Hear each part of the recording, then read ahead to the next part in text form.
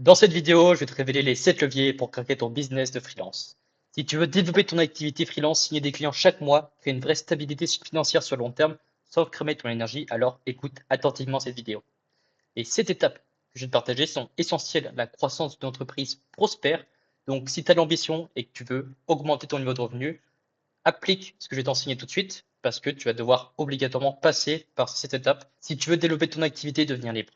Les 7 leviers que je vais te partager, ce sont moi-même des leviers que j'ai actionnés lorsque j'ai atteint les 5 000 € par mois à l'âge de 20 ans et que je les ai stabilisés. Donc écoute attentivement cette vidéo, prends des notes et c'est parti. Le premier levier que tu dois actionner si tu débutes, c'est le levier du positionnement et de l'offre. Alors, je vais t'expliquer concrètement ce que c'est. Les signaux d'un positionnement et d'une offre réussie, c'est que tu dois pitcher ton service en moins de 10 secondes. Si tu n'arrives pas à te présenter en moins de 10 secondes, c'est ta capacité à communiquer rapidement et clairement la valeur de l'offre pour que les gens puissent s'y intéresser. Si en moins de 10 secondes, les gens ne comprennent pas ce que tu fais et comment tu peux les aider, c'est qu'aujourd'hui, tu as un problème de positionnement et d'offre. Et donc, tu dois obligatoirement travailler tout de suite là-dessus. Sinon, tu ne pourras pas avancer. Ça sera compliqué pour toi de trouver tes prochains clients. Ça passe aussi par la réaction du prospect. Tu vas pouvoir optimiser ton pitch en le pitchant évidemment, en le pratiquant, mais derrière, par rapport à comment réagissent tes prospects, tu vas pouvoir l'optimiser pour avoir une offre de plus en plus perspicace et qui soit alignée avec ce que tes prospects recherchent. Troisième point, c'est les messages entrants. Les prospects te contactent pour exprimer leur intérêt. Par exemple, si aujourd'hui ton positionnement et ton offre est très aligné sur LinkedIn, les gens comprennent ce que tu fais, alors forcément, il est possible que tu puisses recevoir des messages de personnes qui te contactent directement grâce au fait d'avoir un profil optimisé ou grâce au fait d'avoir du contenu qui parle à ta place. Maintenant, les conseils que je peux donner, c'est quand tu crées ton profil LinkedIn, utilise la formule j'aide avatar à résultat sans une objection, une galère, une problématique. Deuxième point, c'est il faut que tu te niches temporairement pour tester ton message.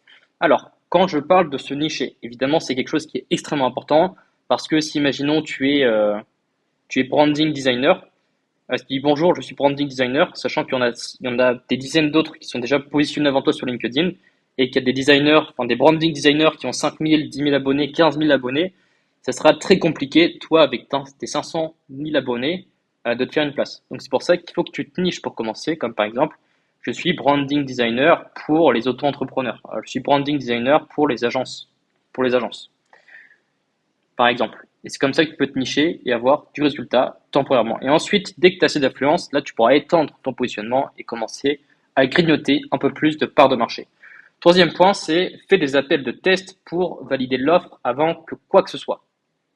Quelque chose qui est extrêmement important, c'est d'aller parler auprès de ton avatar, auprès de ton prospect, de pitcher ton offre simplement pour savoir s'il comprend ce que tu peux lui offrir sans forcément avoir en tête que tu es là pour vendre absolument. L'idée, c'est d'abord vérifier, de valider son offre et son positionnement aux yeux du marché. Et une fois que c'est fait, là, tu peux accélérer la machine, faire beaucoup plus de messages de prospection et tu auras beaucoup plus de résultats. Donc, comment créer ton offre en 3 étapes? Ça va être, premier point, choisir ton avatar client, structurer ton offre autour d'un problème douloureux urgent.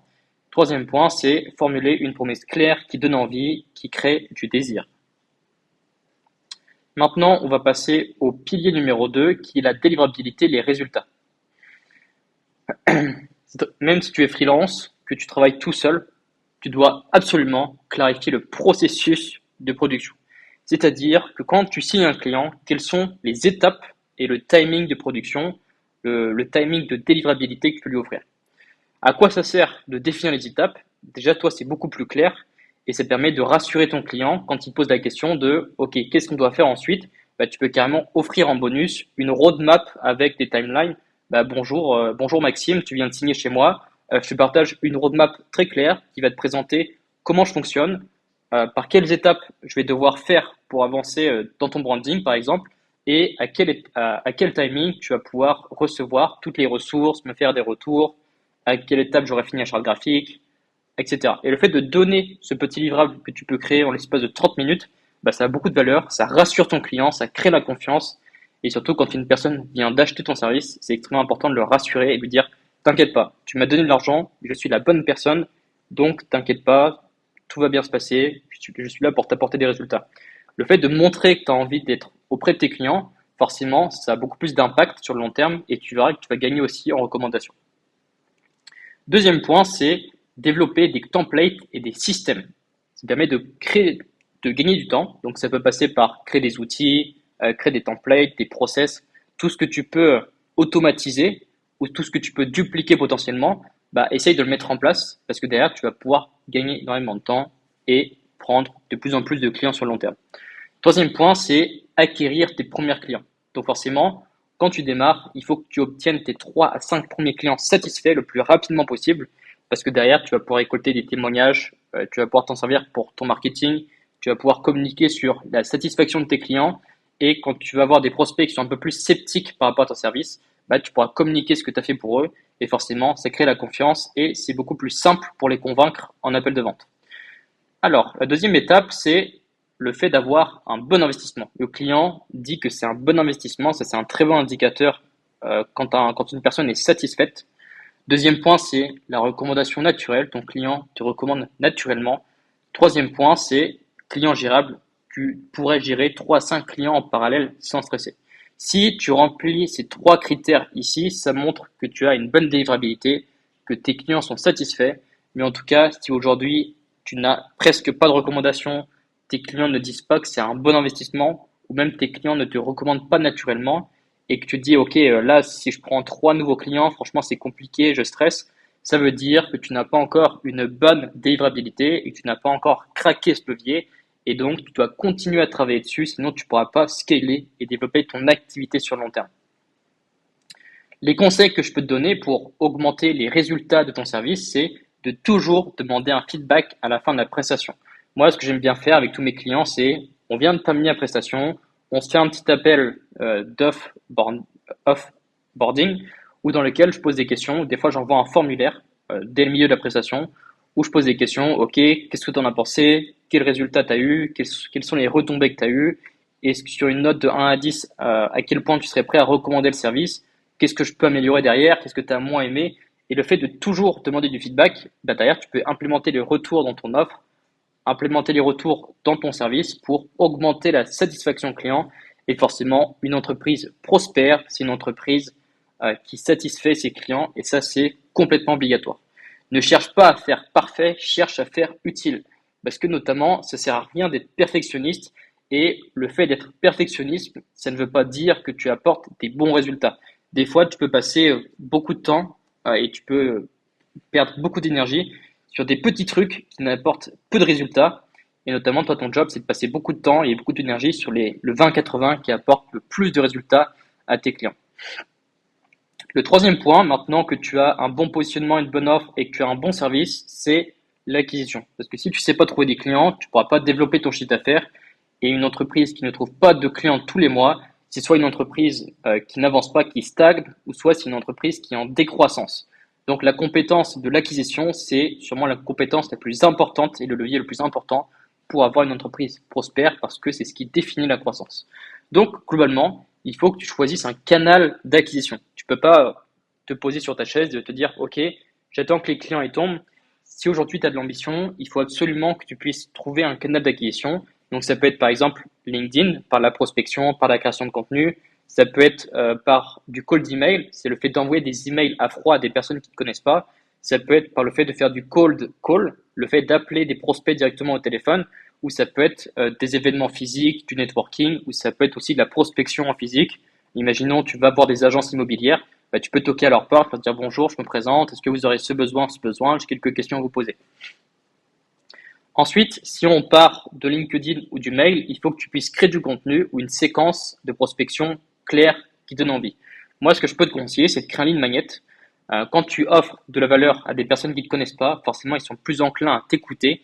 Et si la valeur que tu partages pique leur curiosité, bah là, tu pourras amener une discussion beaucoup plus naturellement et c'est beaucoup plus facile derrière, une fois que tu as piqué la curiosité et que tu as démontré ta valeur, de pouvoir faire un appel pour pouvoir vendre ton service juste après. Alors, les signaux que ton acquisition fonctionne. Il faut que tu puisses générer des conversations, c'est-à-dire générer 1 à 3 conversations par semaine pour engager tes potentiels clients, réserver tes appels, planifier les appels chaque semaine pour mieux qualifier et convertir des leads.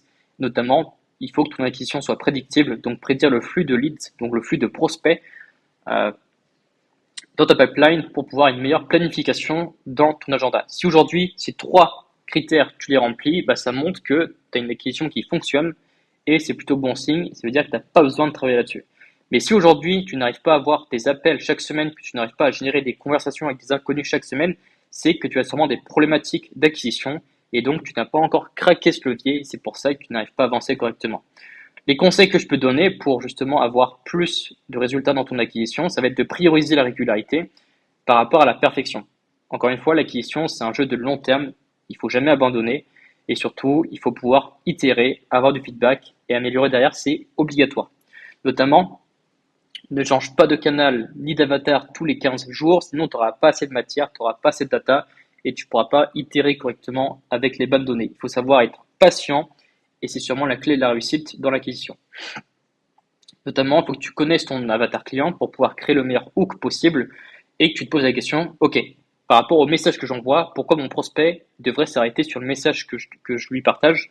Pourquoi il devrait répondre? Si tu arrives à répondre à cette question, bah, il y a de fortes chances que tu aies plus de résultats dans ton acquisition. Maintenant, forcément, quand tu as des prospects qui viennent te voir, que tu as plusieurs appels par semaine, le quatrième pilier, c'est la conversion. C'est là où on va parler de pouvoir faire du cash parce que c'est là où tu vas pouvoir signer tes clients. Il faut que tu puisses avoir un script d'appel structuré, donc pour la découverte ou pour le closing. Il faut que tu saches poser des questions puissantes, écoutées et pertinentes. Notamment, c'est important que ce soit toi qui puisses garder le leadership.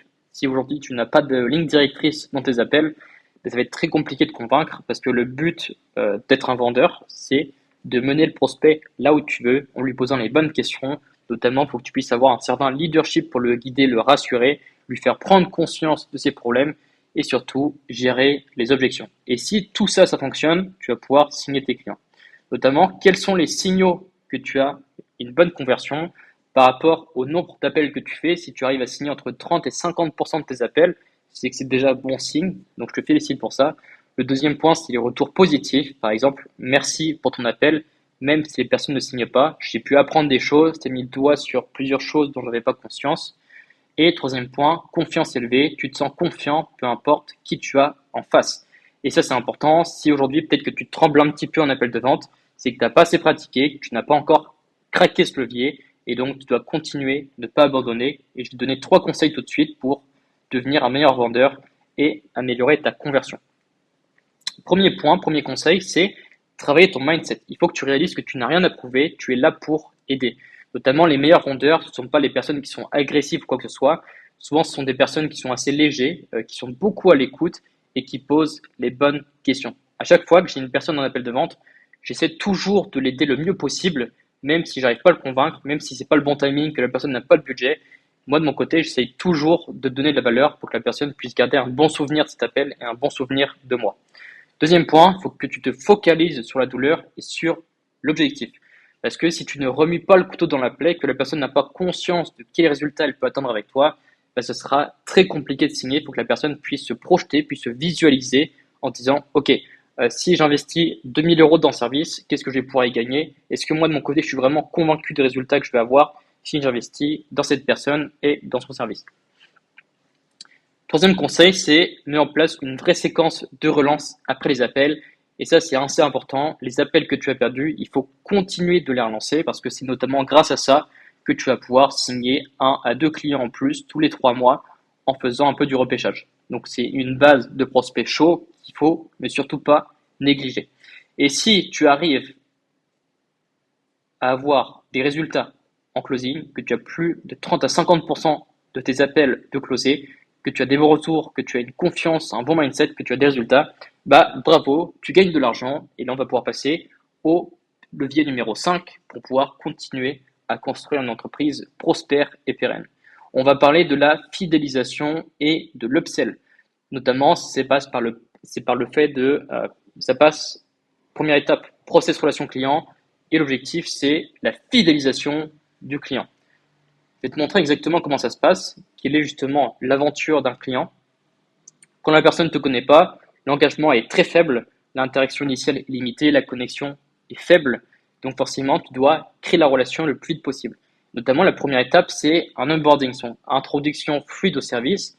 L'onboarding, c'est la première étape où tu commences à délivrer ton service. Donc, tu peux faire ça via un appel, via un formulaire que la personne va remplir. C'est notamment la toute première étape quand la personne va pouvoir utiliser ton service. Troisième point, c'est maintenir le contact après la livraison. Donc, communication cohérente, établir un rapport, faire un appel de débriefing par exemple, lui poser des questions sur ce que tu peux améliorer, lui offrir peut-être un bonus ou un cadeau, peu importe, et notamment suite logique. Si la personne est satisfaite, tu peux proposer des étapes suivantes, ajouter de la valeur et lui dire, bah écoutez, je vois que tu as beaucoup aimé le premier service. Moi, ce que je peux te proposer, c'est qu'on puisse faire ça, ça, ça dans ton entreprise dans le futur. Est-ce que ça t'intéresserait qu'on en parle? Et si c'est le cas, tu repars dans le process de vente, closing, conversion, pour que tu puisses signer et fidéliser ton client. Donc ensuite, relation continue, affaire répétée, et c'est une boucle jusqu'à temps que ton client n'ait plus de besoin que toi tu peux combler. Alors, première étape, le cycle de fidélisation et de croissance des clients. Il faut que tu puisses vendre des missions complémentaires, que les clients reviennent, notamment ça passe aussi, si les clients reviennent tous les mois, bah, tu as beaucoup moins d'acquisition à faire sur les nouveaux clients. Comme par exemple, moi j'ai une agence de ghostwriting, je vends de la création de contenu sur LinkedIn. Quand un client est satisfait, bah, je l'engage une première fois sur 3 mois et après je l'engage sur 6 mois et ça me permet d'avoir une vision sur le long terme en me disant bah ok, ce client me paye 2 000 € par mois sur 3 mois, si je l'engage, il va me payer 2 000 € par mois sur les 6 prochains mois. Et comme ça, simplement en signant un seul client avec mon agence de ghostwriting, je vais pouvoir avoir une projection de mes revenus sur l'espace de 9 mois, 1 an, et c'est beaucoup plus stable et j'ai beaucoup moins d'acquisition à faire. Les conseils que je peux te donner justement pour pouvoir fidéliser tes clients, les upsells, donc le fait de vendre un nouveau service complémentaire, c'est de soigner ton dernier livrable parce que c'est celui qui vont retenir. Rester en contact une fois par mois avec chacun de tes clients, ça peut être un petit mail, un message, une petite recommandation, un petit conseil, ça peut être tout et n'importe quoi. Une offre, offrir une phase 2 avant même que la personne te demande. Donc être proactif sur le fait de toujours proposer une roadmap et des étapes pour avancer. Ensuite, l'étape numéro 6, on va parler du sixième levier, c'est une fois que tu as beaucoup plus avancé, que maintenant tu as une bonne offre, que tu sais trouver des clients, que tu sais les convertir, que tu as un bon service et que derrière tu sais upsell tes clients, ben là tu vas arriver à une étape où tu vas être complètement débordé. Tu vas peut-être avoir 5, 7 clients, tu vas faire entre 5 000 et 10 000 € par mois. Et forcément, si tu as envie de continuer à avancer, tu vas devoir structurer ton activité, potentiellement déléguer, parce que tu peux plus avancer dans ces conditions et tu atteins un certain plafond de verre. Alors, si tu gères bien, la délégation, c'est 20 à 30% du chiffre d'affaires que ça te rapporte. Comme par exemple, si une personne te paye 2 000 € par mois, idéalement, il faut que tu puisses donner 30% du chiffre d'affaires à un freelance pour qu'il puisse s'en occuper. C'est un peu les standards en agence. Globalement, si tu passes en agence, il faut que ton agence tourne environ à 50%, 60% de profit. Première étape, c'est automatiser ou externaliser les tâches répétitives, définir des SOP, donc des process, et créer un planning hebdomadaire avec ton focus en tant que SEO. Donc c'est hyper important aussi que toi de ton côté tu puisses savoir t'organiser et planifier ce qu'il y a à faire. Si toi tu es un peu dans le bazar, tu es un peu tu sais pas trop gérer tes clients, c'est un peu le chaos, bah déjà tu vas avoir une phase de remise en question de ton agenda, de planification pour savoir ok, est-ce que là je suis vraiment à ma limite ou est-ce que je peux vraiment en prendre un en plus. Si tu sais pas répondre à cette question, bah, c'est très compliqué pour toi et tu vas pas savoir si oui ou non tu dois déléguer. Il y a déjà un peu d'indicateur. Si tu stabilises entre 5 000 € par mois, entre 5 000 et 10 000 € par mois pendant plus de 3 mois consécutifs, bah, premier signe, peut-être qu'il faudrait que tu passes en société avant la fin d'année. Et ensuite, peut-être qu'il faudrait que tu commences à recruter un assistant, une assistante ou un petit freelance pour qu'il puisse t'aider sur les tâches répétitives. Et c'est comme ça que tu vas pouvoir déléguer petit à petit. Notamment, toi, ce qui est important, c'est que tu puisses travailler 4 à 6 heures par jour sur les sujets importants. Donc, ça peut être délivrabilité client, ce genre de choses. Mais si tu travailles 10 heures par jour, 7 jours sur 7, bah, tu es déjà à une limite et c'est pas du tout viable sur le long terme. Donc, si tu atteins 10 heures de taf 7 jours sur 7, bah là, tu as déjà atteint une limite et tu sais que c'est une question de temps avant que tu craques. Tu vas pas pouvoir rester comme ça pendant 2-3 ans. Donc, c'est hyper important que tu te remettes en question, que tu trouves une solution. Donc, on va passer par un délégué. Un business qui tourne, l'entreprise fonctionne sans être H24 impliqué. Notamment, Si tu délègues correctement, ton entreprise va pouvoir tourner sans toi, sans que tu sois là forcément. Les conseils que je peux donner pour pouvoir structurer et déléguer, ça va être de lister tout ce qui te prend du temps inutilement. Commencer par sous-traiter les tâches techniques, donc le design, les montages, l'administration, l'administratif par exemple. Et toi de ton côté, il faut que tu gardes ton énergie pour l'acquisition et la stratégie parce que c'est ce qui va te permettre d'avoir une entreprise en croissance et de pouvoir évoluer. Ensuite, le pilier numéro 7, qui est le dernier pilier, c'est la marque, vision, la communauté. Donc, qu'est-ce que c'est une stratégie de marque? On va parler un peu plus de branding en général. Ça peut passer par YouTube, par le Google, par Internet, par les emails. Donc, il faut que tu aies un message de marque par rapport à ton agence pour que les gens puissent te reconnaître par rapport à ça. Le deuxième pilier d'une stratégie de marque qui est impactant, c'est que tu dois être un actif à long terme.